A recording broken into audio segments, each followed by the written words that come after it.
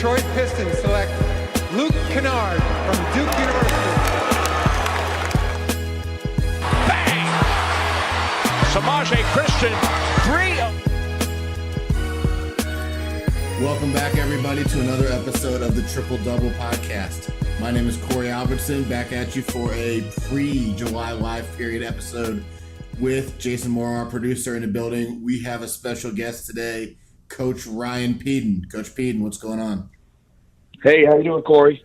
Doing well. Ryan Pedon is an assistant coach at Ohio State University under Coach Chris Holtmann. Just finished his first year, getting ready for a second season. Coach Pedon has also been on staffs at Butler, Illinois, Toledo, Miami, Ohio, and Kent State. But the reason that we invited Coach Pedon to the podcast today is not because of his prestige as a college basketball coach. It's because he is one of the first college coaches back in 2010 to visit Cincy Prep Hoops Report. You remember those days, Pedon? Yes, I do. That was it didn't seem like that long ago, but looking back now, we're coming up on a decade. So Dude, it's kind of crazy to think old. of it like that. We're old, man. I was thinking about this and putting the script together. I was like, Ryan Pedon, then at Toledo. Luke Stregg was then at Eastern Kentucky. Pat Kelsey, who was at Xavier. Those are the first three guys that I really remember. Like, they were big Cincy Prep Hoops Report guys, so always going to have love for them. Well, great. Well, we've enjoyed.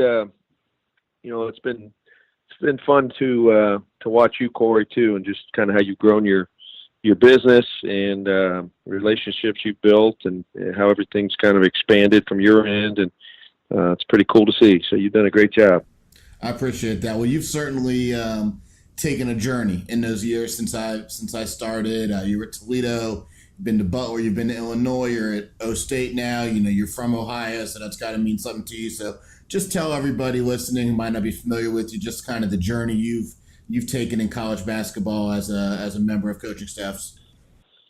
Well, sure. I appreciate it. I was actually born and raised in Columbus, and it's kind of crazy to think that 20 years later, I'm back living in Columbus. But that's just the way it's worked out. So, Corey was in the Mid-American Conference for 13 years, coaching in a variety of roles and at a variety of places.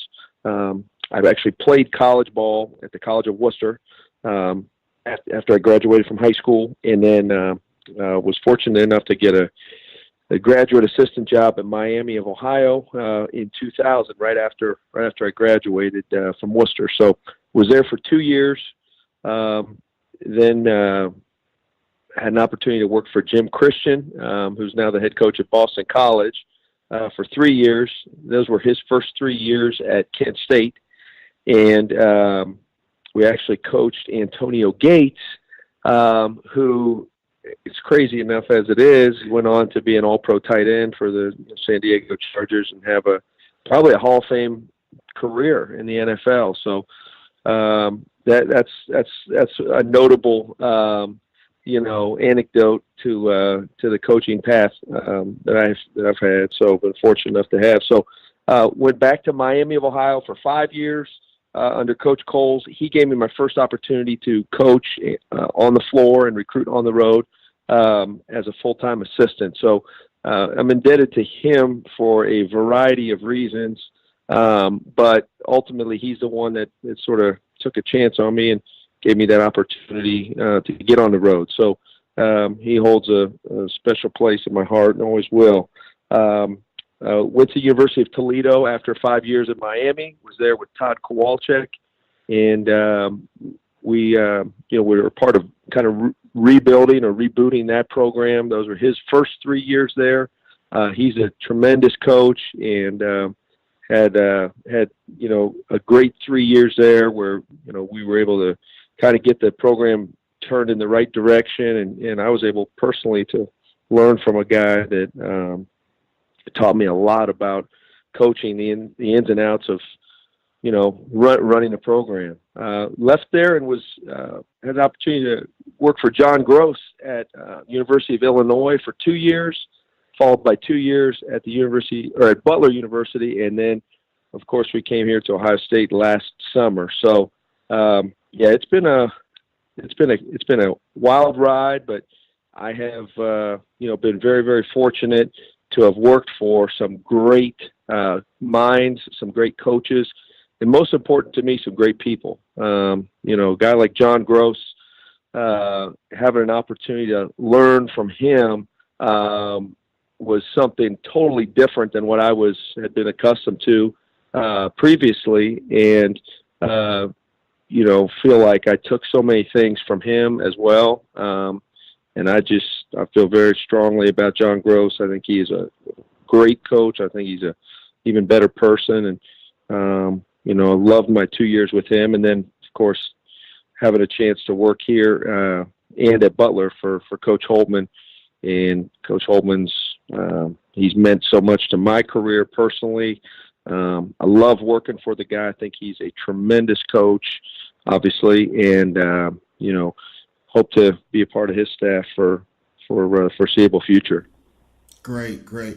Well, when we look at putting this episode together, I wanted to talk to you a lot about recruiting, as we shared, and you've certainly been known now for a few years. You've been at the MAC level, you've been at the high major level, and now you're at the high major level, but you're in the state that you come from, and you've been known as someone who's very skilled at recruiting Ohio kids. You've been able to land some of the top kids when you've taken kids like Nate Fowler, Henry Badley from out of state to go to Butler. You've landed some strong Ohio talent in the current classes and future classes with Ohio State. So let's talk about recruiting, and more so than anything, I want you to talk about, you go against so many top programs now. You're at Ohio State, you're in the Big Ten, going against great programs. What is your style as a recruiter? If someone's going to say this is how Coach Pedon recruits kids, that differentiates you from your competition in your conference. Sure. It's a good question. I would say that simply just personally how I view it and sort of how I approach it. I don't know that I'm trying to be the best recruiter. I don't know that I'm like setting out to do that. I don't know that I have an inner ego to just want that. I'm trying to do my part as an assistant coach to help find talent that fits our program and build meaningful relationships with kids and families and coaches along the way. And ultimately a big part of our job is to attract that talent and get them on board with us. But I don't know, maybe it's the older I've gotten, Corey, I feel like it would be pretty disingenuous of me to try to look at it from a just purely recruiting standpoint. I would want kids to know that we're recruiting. I would want them to know that the way I'm recruiting them is very, falls very parallel or in line with how we would coach them if they came here. And I would want them to know that. And I tell them that. As we're going through the recruiting process. I'm not setting out to text them the most or call them 25 times a week because that's not how we would coach them. I'm trying to build meaningful relationships while piquing their interest, hopefully, in Ohio State, in our basketball program. So it's very much like it's kind of who we are as a program, I think, too, is, authentic, real, genuine. And if you recruit that way, I think it can help you out down the road if you're going to coach them that way. And that's sort of our philosophy. It's just how we look at it. And I think that way is better for us because it attracts the right kinds of guys to our program and for the right reasons. So genuine is a very good word. And I certainly, that's one of the reasons I wanted to have you on the show. I think that's a very good adjective for you to describe your style. And, we've dealt with each other, and when I've had kids in AAU that you've recruited both at the mid-major level and now at the high major level. And I've always gotten that vibe from you. And you talked about, talking to the kids the way that they're going to be coached. I think that goes for the families as well. But so when you talk about talking to the kids the way they're going to be coached, what would be an example of a conversation you would have with a kid? If you're interested in a kid and you just watched him play a high school basketball game and, after the game, the NCAA rules allow you to, have a conversation with that kid on their high school campus, for a few minutes. Are you going to talk about, the good and bad things that they did during the game? Are you going to talk about Ohio State? What do you really try and, it's a short conversation. What do you try and make your talking points look like? Yeah, it's a good point. I think personally, I try to rely on my instincts a lot, and I think when you go into a situation and you plan things out too much, you get in the situation and you realize, oh man, this is not the right time to be having this conversation.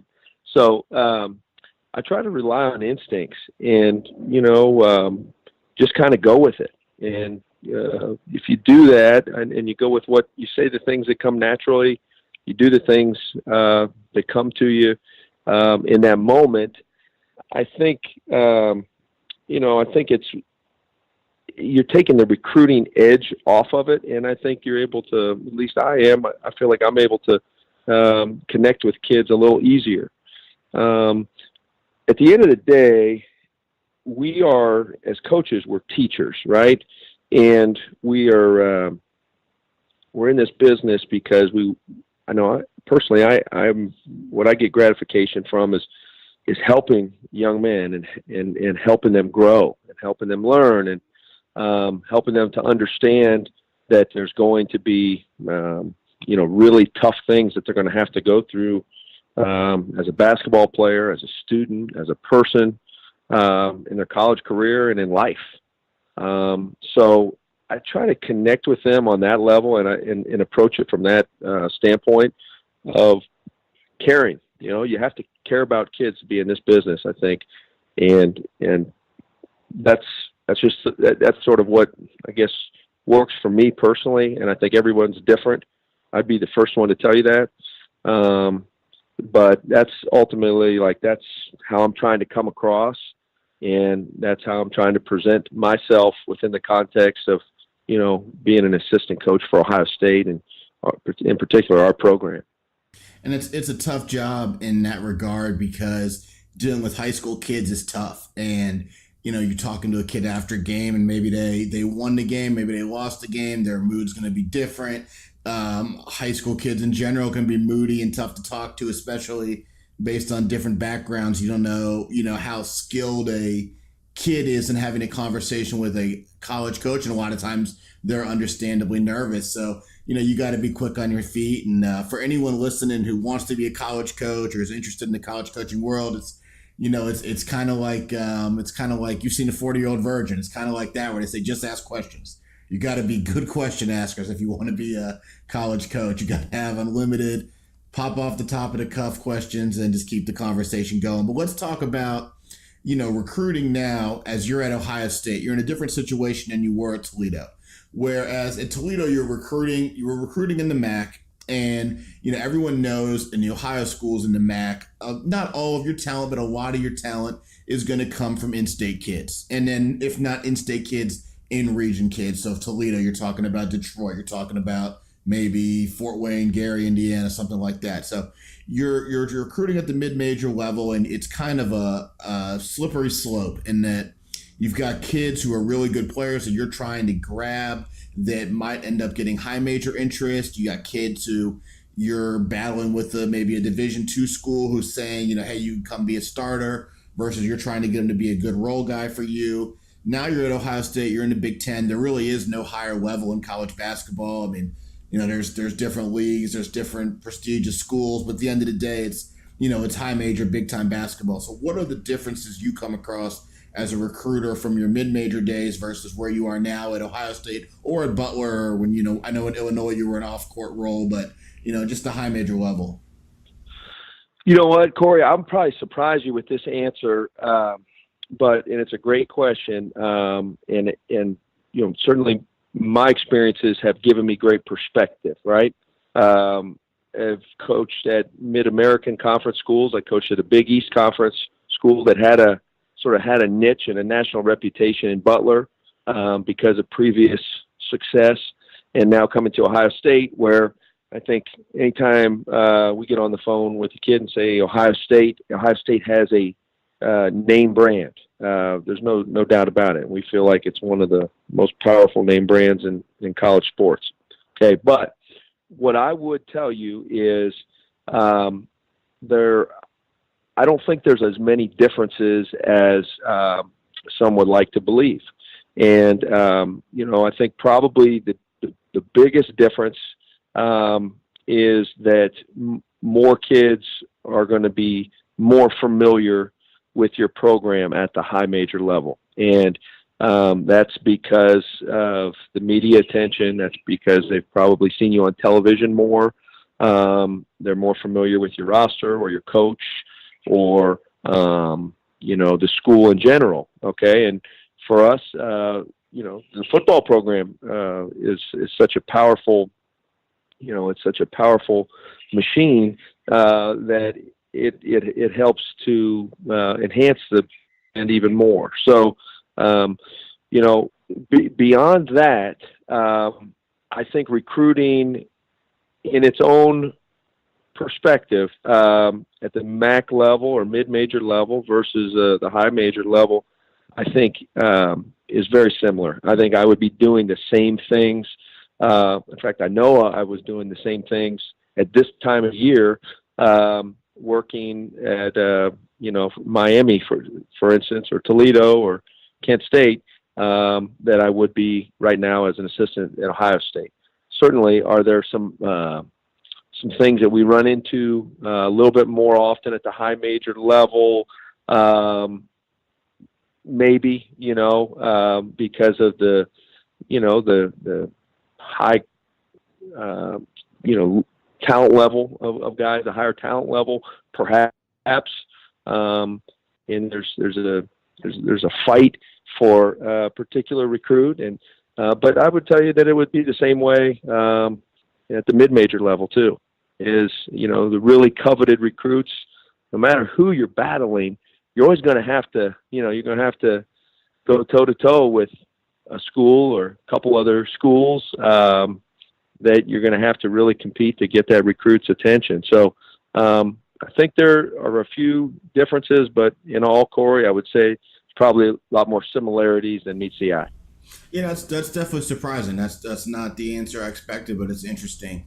And you mentioned kind of finding niches with kids and whatnot, and that's interesting. And it suddenly reminds me of a story from a few years ago with you. Was there was an Ohio kid you were recruiting, and I know you went to see the kid play in high school, and you thought the kid was a pretty good player. And you're like, do we like the kid? Yeah. Are we going to recruit the kid? Absolutely. Are we ready to jump in with 2 feet and make him our top guy? No. And I remember one of the reasons you told me was you said, well, the kid's a very skilled player. He really shoots the ball well, knows how to play offensively. And you told me when you look at the Butler program, you were at Butler at the time, when you look at the Butler program, because of, maybe Gordon Hayward, because of the trips that they made to the NCAA tournament and the notoriety with their program, well, every kid who can shoot the basketball now wants to go to Butler. And the same can be said for maybe Notre Dame or a few other schools like that. So it's interesting now as, at the high major level, when you look at a Butler, now you've got to manage that relationship. And it's interesting because it has pros and cons. The pros are that now you've got kids who you're recruiting, but really they're also recruiting you. They want to be a part of your program. And that goes for Ohio State too, I'm sure, with a lot of the local and state talent. But at the same time, it also complicates it because now you've got to work with more moving pieces on the recruiting. Sometimes you have to have very honest conversations where you have to tell a family, listen, your son's a good player, but I don't think he's right for us. So the high major level certainly has a lot of moving pieces. Yeah, for sure. And I think, you bring up some interesting points there, Corey, for sure. I think there's definitely programs that across the country that have niches. And if you have a niche, or if you have a certain style or brand of player that the general public could identify with and say, okay, tell me, what is a Virginia type of player, or what is a Wisconsin type of player, or what is a Notre Dame? League, yeah, in your league, I think Wisconsin and Michigan are great examples of it. Oh, I think there's great examples across the board, and I think what you'll see is, if you're able to, just as a basketball fan, if you're able to identify a niche with a school or program, usually that means that's a successful program, right? And it's a compliment. It's a way of complimenting a program and saying he's a so-and-so type of player, or he's a so-and-so type of kid, or, you can definitely see that. I think Villanova is a great example as well in this day and age, because Villanova, while they had a talent like Jalen Brunson, who was a McDonald's All-American, I would say the vast majority of their roster was probably filled with guys that were a little bit unheralded coming out of high school, right? And you know that as well as anybody, Corey. In your profession, they're talented guys, but you're not looking at like a roster full of top 30 players in the country, and that's a niche.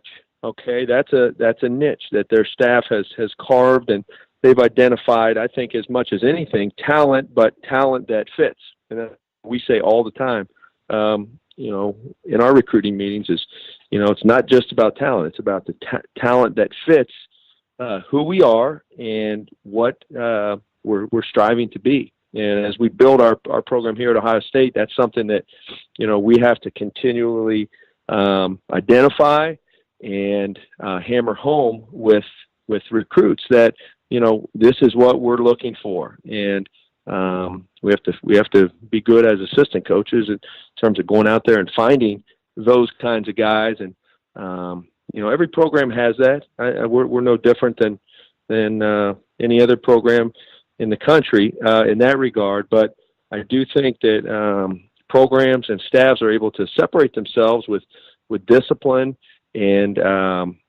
concentrated efforts on not settling. That's something we say a lot. Is we take the guys that we bring into our locker room is that's very sacred to us, and we take that process very seriously. So as a result, we got to be really good at fact finding and vetting guys and understanding who they are as people, players, students, teammates, etc. Before they commit, or before they ultimately come to be part of our program. So it's something we take very seriously. We talk about it a lot as a staff, and there's a lot that goes into it. Well, it's interesting you bring that up, because it kind of comes into the next topic here, which is, I want to talk to you about being at Ohio State. You having Midwest roots. It's obviously very convenient for you, both logistically and based on your personal history, to recruit kids in the state of Ohio or very near Ohio. So a lot of times you're going to have a leg up on the competition. When you're recruiting a kid like I saw in the Ohio State, or just finished at Ohio State, like a Jay Sean Tate, where he's from Columbus, his father played at Ohio State. You're going to have a leg up on the competition. That kid's going to have a predisposition, and then you're going to have a better advantage of being able to really do your homework on that kid, being that he's local and have a lot of sources you can talk to as to not just who is he as a player, but what is he like off the court. But then at Ohio State, if you want to win in the Big Ten, we all have illusions that Ohio has so much talent, and we do. But if you want to win in the Big Ten, it's going to be tough to do it with just kids from one state. So you've got to go out of reach, and you got good kids on your roster from all over the country. So everyone wants you to recruit in-state, and you guys do it. How do you kind of balance that pressure of recruiting in-state versus taking a kid that might be the best available kid that's not from, the Midwest? Yeah, it's a good question. I think there's a balance for sure. it's not something we feel necessarily obligated to. We don't talk about that in our meetings. I will say our philosophy as a basketball program is that we want to recruit inside out. Okay, so we want to start on our campus and build out from there. And for sure, there's going to be kids that grow up in our state that grew up as Buckeye fans, and that's a great thing, and can be a powerful thing, especially in our state. We want to recruit Ohio. Ohio is very, very important to us. We put a lot of time, effort, and energy into that. Okay, but with that being said, our job is to win basketball games and ultimately win championships and hopefully Big Ten championships and advance NCAA tournaments and Sweet 16s and Final Fours and national championship. Great, okay, but how are we going to get there? Okay, so we are going to get there with guys, by finding guys that want to be at Ohio State. Okay, that is very, very important to us, and B, can help us to win. And beyond those things, there's certainly characteristics we look for from a basketball and non-basketball standpoint, but where they come from, that doesn't that doesn't matter. I won't say it doesn't matter at all, but geez, there's never ever going to be an issue of politics where we feel pressure or my boss feels pressure to play a guy or recruit a guy just because he's from the state of Ohio. That's not going to be the case. But let me throw one thing at you, Coach. Which and this is just real college basketball stuff, and I'm sure it happens in football too. There is the added pressure, though, being the biggest state school in Ohio. Cincinnati, Xavier go through this down my way. Michigan State, I know, go through it with maybe a Detroit kid. You're going to take some crap if you guys decide not to recruit a local kid who turns out to be a great player, maybe even goes on to be an NBA player who is from your state.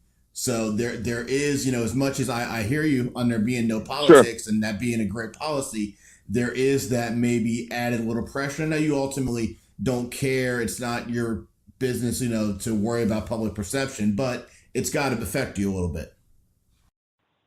Well, listen, I think our job, we've got to know everything about the kids that are in our state, in our area. Okay. Knowing that recruiting is an imperfect science. We've heard that before. There's always going to be kids. There will always be guys that end up better than you thought, and there will always be kids that end up not as good as people may have thought. Okay, it's a business you're in, Corey, and I think part of what you're getting at is the fact that I think what you have to avoid in any program that would be in a situation like you're talking about, where they're the state school. If you're losing and you're losing or not winning as much as people think you should be winning, and you're allowing multiple guys to get out of state, or you pass on or misevaluate a handful of guys that you thought weren't good enough and they end up being good enough, or guys that maybe you just didn't recruit. And if you're not winning and that's happening, that can become an issue for sure. I don't think if you ask Tom Izzo or John Beeline or, Tom Crean or Archie Miller, on and on and on, you'll always have examples of that, especially in our conference because the schools are so close to one another.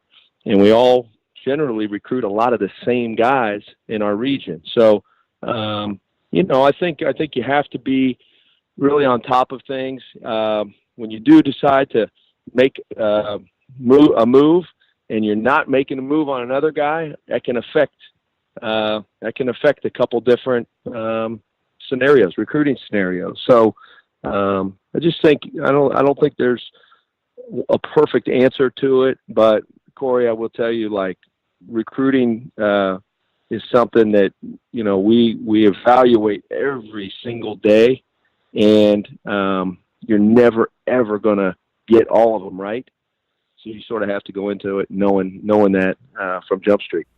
Yeah, you really shined a great light on that, Coach Pedon, which is it takes such a gross amount of work. It takes the entire staff working together, even the off the court guys, and just the organizational aspect, the spreadsheets, the contact lists, all that good, the NCAA compliance stuff, all that good stuff. It takes so much time, and then at the end of the day, it's frustrating because it is an imperfect science. And like you said, I know all about that being in my role, and I certainly know that sometimes I miss on guys, and you got to do your best on it. So, the last thing I really want to talk to you about is you talked about those recruiting meetings, and in those you're really trying to focus on who would be a good fit for Ohio State in both being able to be a good basketball player and then being about the things that you want them to be about as a student athlete at your school. So let's talk about off the court and on the court. Let's start with off the court. You said you want a guy to be about the right things, and what are some of those things? And I'm not just talking about the kid,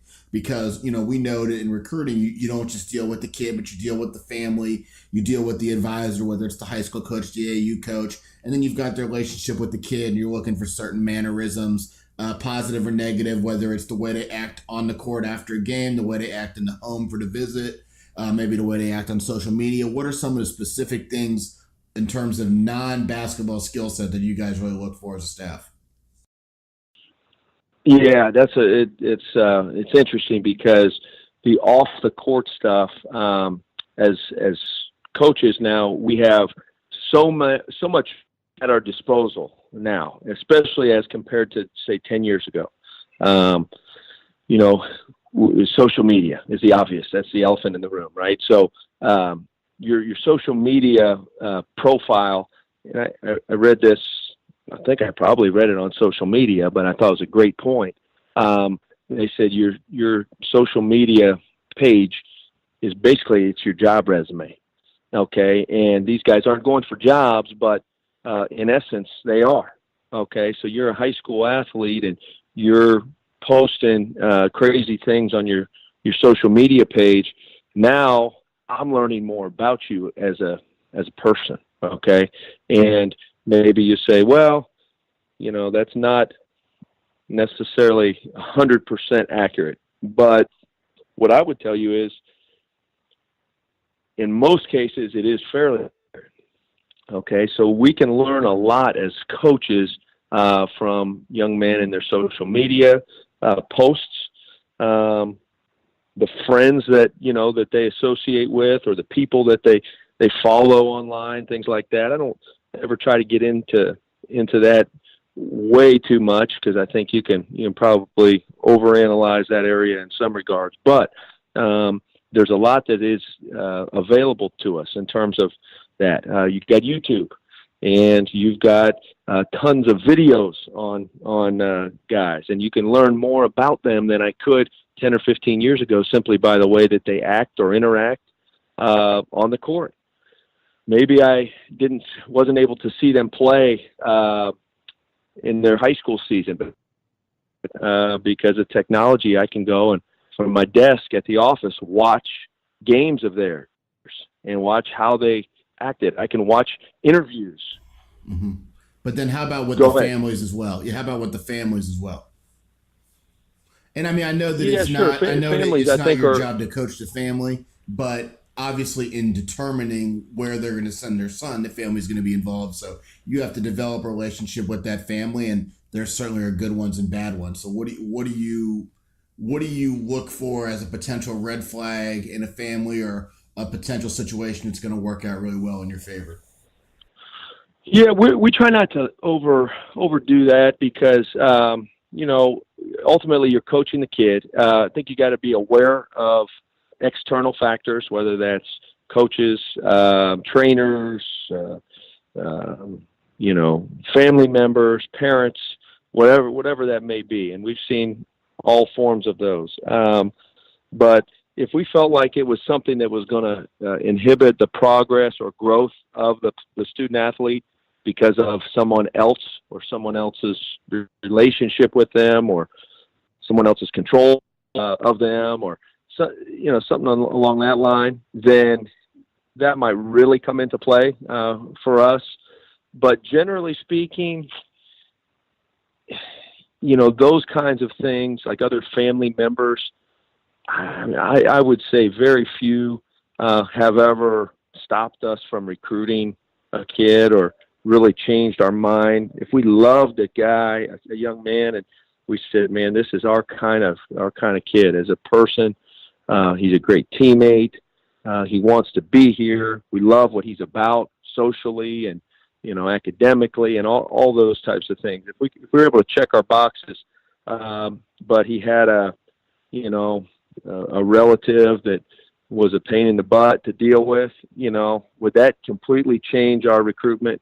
Probably not, probably not. Not if we felt like it wasn't going to, inhibit his growth or it was going to somehow get in the way of us coaching him. But, you got to be aware of those situations. I mean, I think that's part of a big part of our job is fact finding. We're almost like private investigators in a way. And everybody does it different. Like I said, there's a lot of programs out there that do a great job recruiting and, they're going to go 90-10 talent, being 90% and 10% being all the other stuff. I don't know what our percentage would be, but I'm positive that, it's pretty darn close to being equal in terms of talent, and then all the other stuff, because all the other stuff, what we believe and sort of the way we do things, it's all the other stuff that really can help these guys to grow and and learn and get better over the course of their career. So if they've got the talent, but they also have all the intangibles, we feel like those are the kinds of guys that personally we deal best with on a consistent basis.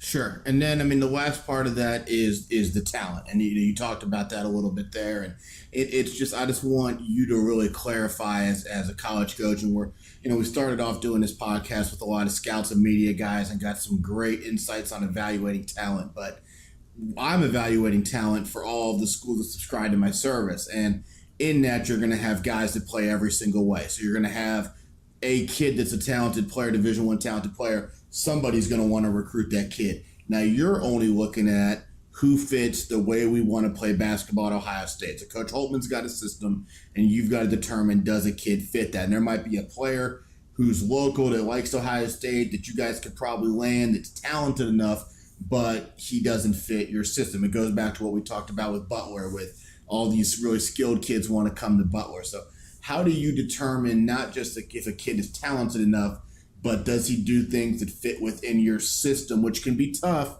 because in the AAU game or a high school game, he might have one role, which is different than the role you would envision him playing if he were to come play for you with the Buckeyes. Yeah, it's a great point. And I think it's why you have to see him in different settings. Okay, so it goes back to discipline, because we're going to see plenty of guys that sometimes you go to a game watching one guy and then you leave there and you're like, man, I like that kid. You see another guy that you like, and it's happened before. You have to be very, I guess I keep coming back to the word discipline, but you got to be disciplined in the fact that these AAU games are so different than, a conference game. And how does that, how is that going to come off in terms of as you're evaluating, I guess is what I'm trying to say, is like, as you're evaluating, you have to take the fact that they're playing well in this up and down and carefree AAU basketball game where possessions really don't matter.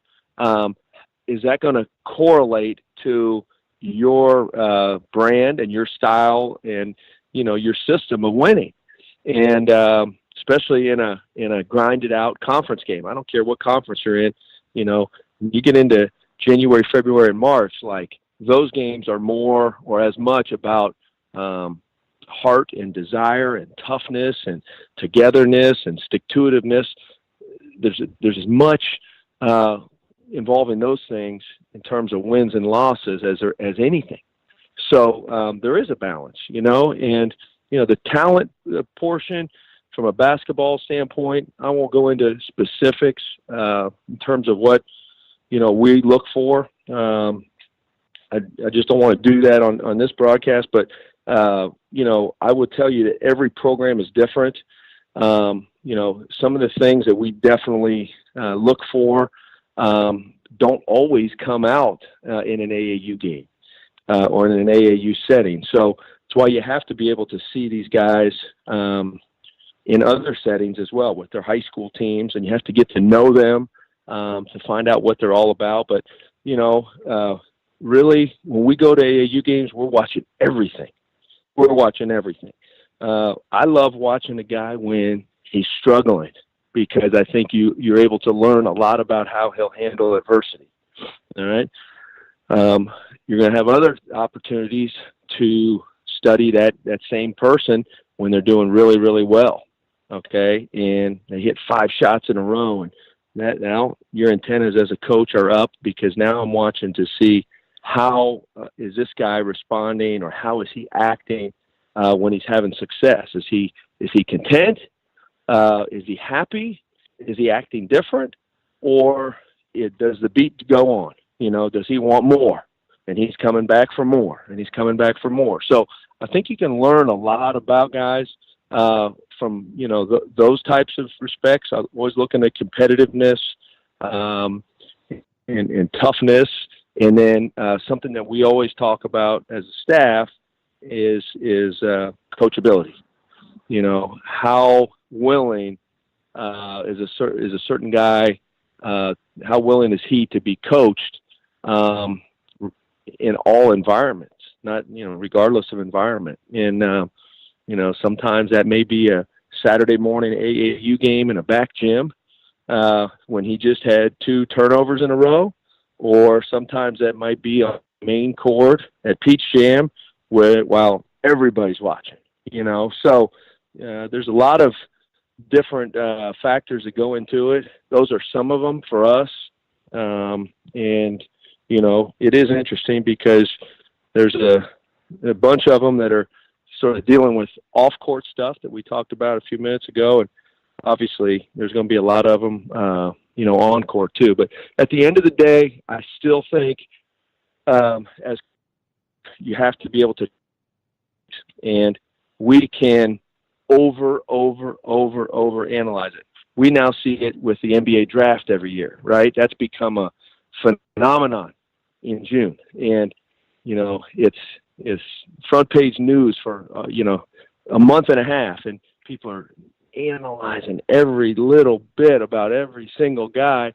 And sometimes you're like, hey man, Jalen Brunson would be a good example. Like, that guy just wins. I mean, I hear you about all the things that he can't do or doesn't do or all the things he isn't, but at the end of the day, he wins at a level. And, we went against those guys. I went against Jalen Brunson for 2 years while we were at Butler.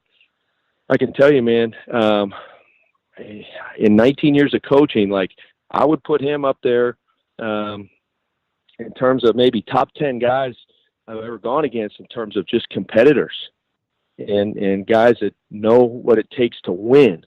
And so to come full circle on what I was saying, at the end of the day, you got to be able to trust your instincts and not overanalyze every single little thing. You got to talk about it. You got to know exactly what you're getting. You got to evaluate it. But at the end of the day, like, if it fits, sometimes your instincts tell you go with it. And a lot of times that's the right answer. Well, you touched on a lot of things. I think that was a great answer, and I just want to try and drive two of them home. And the first one's from a technical basketball perspective, which is the thing you talked about playing fast. And so many of these kids thrive in a fast up and down AAU game or some high school games, especially depending on style of play and talent level. But that doesn't translate. And for those who listen to the podcast, we had a great episode. I think it was last week with Corey Evans, and we talked a lot about what translates to the college game, what translates from the college game to the pro game, and rebounding, shot making, intangibles. And, scoring isn't necessarily one of them. And for guys who are young and trying to scout, that's a great one. It's just because the kid plays great in a transition game, watch Ohio State play Michigan State, Wisconsin, Michigan, Indiana, whoever, and count how many 3-on-2, 2-on-1 breaks you're going to see. Not many. And then the other one, from a non-basketball standpoint, you talked about is you're watching everything. You're watching a kid when he struggles, and I think that's a great point. And we're going to get ready here to record an episode kind of previewing July, what for parents, coaches, kids to expect in July. And one of the things we're going to talk about in that episode is that somebody's always watching. And you made a great point, is just because you're out of the game, again, you're recruiting kids for Ohio State. I'm recruiting kids for a scouting service. So when I'm scouting, I'm mainly watching mostly on the court because I'm trying to evaluate many, many kids. If you're watching a game, you might only be recruiting 2, maybe even just 1 kid in that game. So you're watching all things. And the way that they interact with their parents, the way that they act towards their coaches, the way that they act towards the officials, walking on the court, walking off the court, etc. So I think that's a great point about just all that goes into recruiting. And I think this is extremely informative episode for those who listen. So we're about out of time here. Let's wrap it up, Coach Pedon. Again, all the great takes that you guys just heard were from Ohio State assistant coach Ryan Pedon. I think he said he's been in this for 19 years, coached at a variety of schools, currently at Ohio State, been all around Ohio and some other Midwestern high majors. And Coach Pedon, thank you so much for coming on. Thank you for your support over the years, and we certainly learned a lot today. Hey, Corey, thanks for having me, and good luck with you this summer. I know you'll be traveling around a lot, so safe travels. And appreciate you having me on today. It was enjoyable. Great. Well, for Jason Moore, our producer, my name's Corey Albertson, and that was the Triple Double Podcast.